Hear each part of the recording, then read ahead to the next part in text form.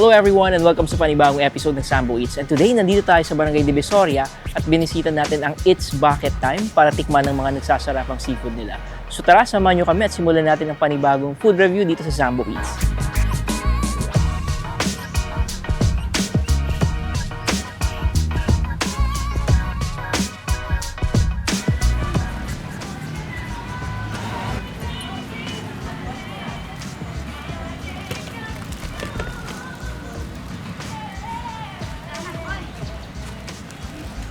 So ito na pala yung mga hinain nila dito guys sa It's Bucket Time. So merong seafood mix.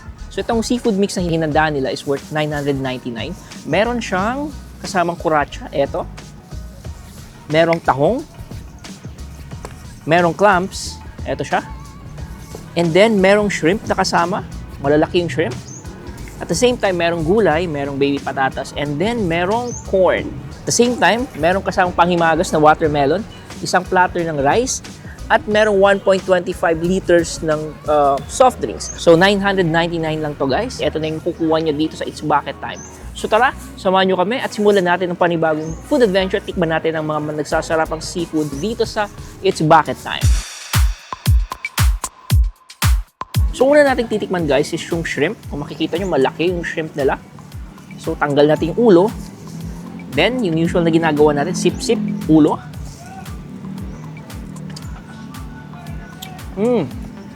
Masarap yung sauce. Napaka-mild, hindi siya maanghang, hindi maalat. Then, peel natin yung shell ng shrimp. So, kung mahilig guys sa seafood guys, tamang-tama itong mixed seafood nila dito sa It's Bucket Time. Once again, masarap. Sauce pa lang, ulam na. So, ito pa lang lamesa guys is malinis. Nirap nila to ng clean wrap kanina. Then, sa kanila binuhos yung isang bucket ng seafood. Dip lang natin yung sauce. And first bite nung shrimp nung It's Bucket Time. Masarap. Masarap yung sauce. In fairness, hindi siya maalat, hindi masyadong matapang yung sauce.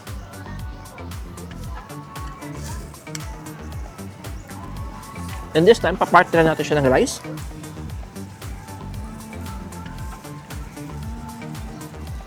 So, nalagay na natin yung rice. This time, titikman naman natin siya with the seafood. So, kuha tayo ng isang kuratsa. So, makikita nyo, malalaki yung kuratsa nila.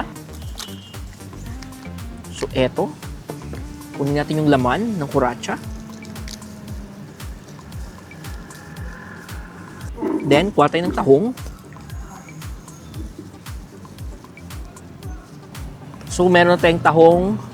Meron na tayong kuratsa. Then, tikman na natin siya.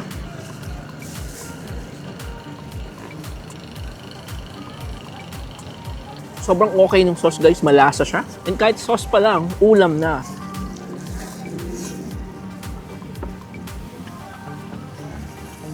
Tikman ulit natin yung kuratsa. And then itong mixed seafood nila guys na worth $999 is good for 2 to 3 person na siya. So for sharing.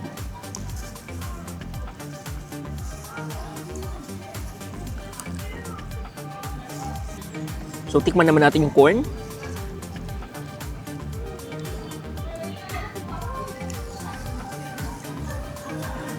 Malambot.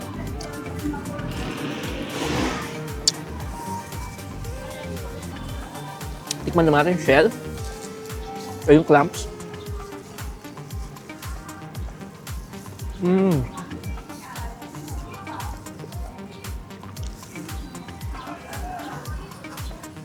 Sulit na sulit yung $999 nyo dito guys. It's a bucket time.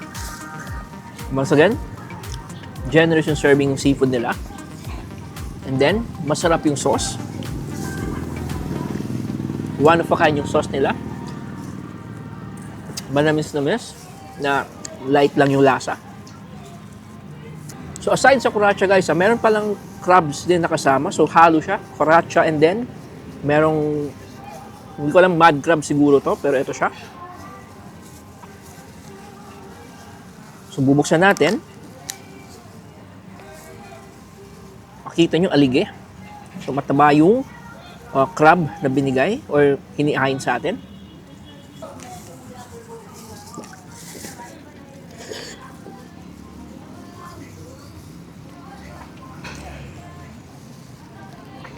Masarap na yung crabs guys, ha? In fairness. Same ng kuratsa, masarap. Biyakin natin yung crab para makuha yung laman. So, eto siya. Kunin natin yung crab meat.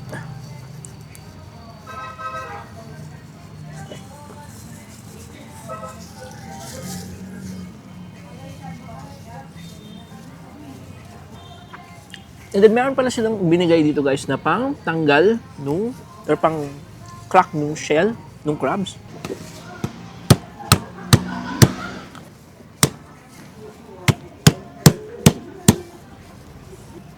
So, ayun, tanggal na natin yung shell. So, eto yung laman nung claw nung crab. So, tikman natin.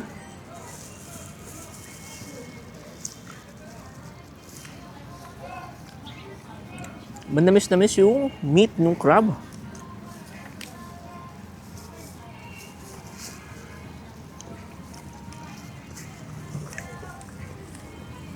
Quality ng shrimp. Yun, ewan ko lang kung di pa kayo matakam dito sa seafood guys ng It's Bucket Time. So, eto siya.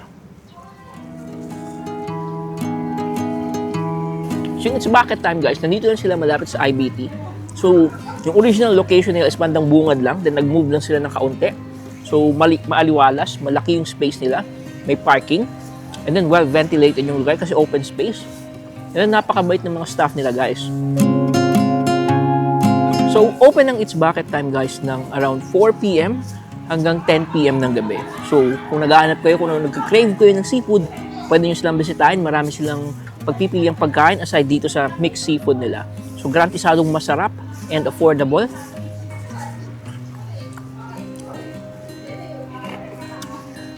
So, ang It's Bucket Time, kung i-rate ko siya guys, is 10 out of 10. Affordable, masarap, friendly yung staff, maganda yung location nila, maaliwalas, may parking, and then, affordable at masarap.